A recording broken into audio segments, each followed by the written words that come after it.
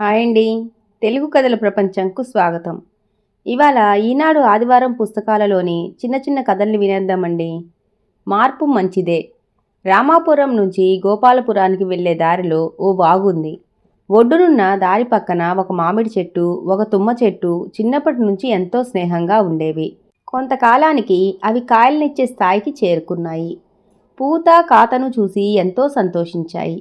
బాటసారులు చాలామంది మామిడి చెట్టు దగ్గరికే రావటం, మామిడికాయలను రాళ్లతో కొట్టటం చూస్తున్న తుమ్మ చెట్టుకు ఈర్ష్య మొదలైంది. దాంతో మామిడి చెట్టుతో మాట్లాడటం మానేసింది. మిత్రమా, కొన్ని రోజుల నుంచి నువ్వు నాతో మాట్లాడటం లేదు. నా వల్ల నీ మనసుకు ఏదైనా బాధ కలిగితే క్షమించు అంది మామిడి చెట్టు.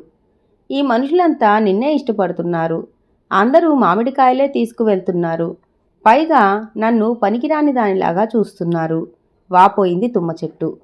ఈ సృష్టిలో ప్రతి జీవికి ఓ సార్థకత ఉంటుంది. మరొకరితో పోలిక ఎందుకు అని మామిడి చెట్టు నచ్చజెప్పే ప్రయత్నం చేసింది.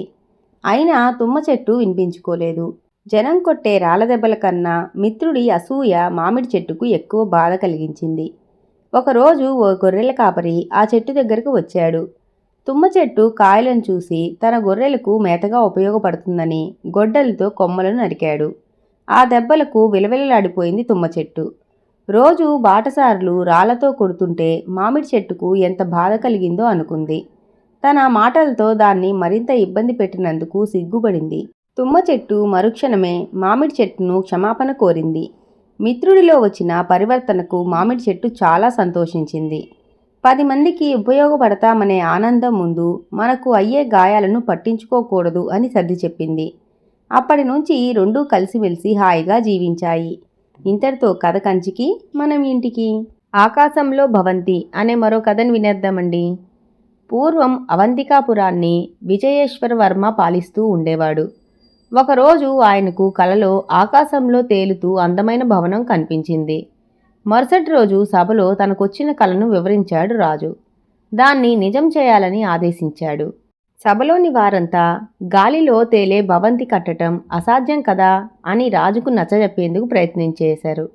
అదంతా నాకు అనవసరం. మీరేం చేస్తారో నాకు తెలియదు.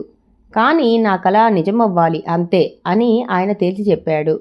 దాంతో మంత్రితో సహా అక్కడి వారందరూ నిర్ఘాంతపోయారు. కొన్ని రోజులకి సభకి ఒక వృద్ధుడు వచ్చాడు. నెరిసిపోయిన గడ్డం, జుట్టు, మీసాలతో అతి కష్టం మీద కర్ర సాయంతో నడుస్తున్నాడు.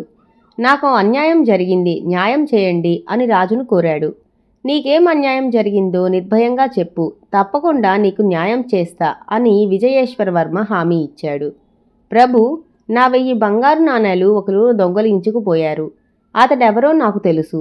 నా నాణేలు నాకు ఇప్పించండి అని ఆ వృద్ధుడు విన్నవించాడు. ఆ దొంగతనం ఎవరు చేశారు అని ప్రశ్నించాడు రాజు. మీరే ప్రభు, నిన్న రాత్రి నా కలలో వచ్చి మీరే ఇదంతా చేశారు అన్నాడా ముసలి వ్యక్తి. రాజుకు చాలా ఆగ్రహం వచ్చింది. ఏమిటి వెటకారం? కలలో జరిగింది నిజమనుకుంటే ఎలా అని కోప్పడ్డాడు. ఆ మాట విన్న వృద్ధుడు తన గెడ్డం మీసం తీసేసి కర్రను పక్కన పడేసి నిల్చున్నాడు. తీరా చూస్తే అతడు మంత్రి చంద్రశేఖరుడు. క్షమించండి స్వామి, మీకు కలలో వచ్చిన గాల్లో తేలే భవంతిని నిజం చేయడం ఎంత కష్టమో నిరూపించడానికే ఇలా చేయాల్సి వచ్చింది అంటూ వివరణ ఇచ్చాడు మంత్రి. విజయేశ్వర వర్మకు కోపం తగ్గి నవ్వొచ్చింది. ఇంత చక్కగా తనకు అర్థమయ్యేలా చెప్పిన చంద్రశేఖరుణ్ణి అభినందించి తగిన బహుమతులు ఇచ్చి సత్కరించాడు. ఇంతటితో కథ కంచికి, మనం ఇంటికి. ఆస్థానంలో స్థానం అనే మరో కథను వినేద్దామండి.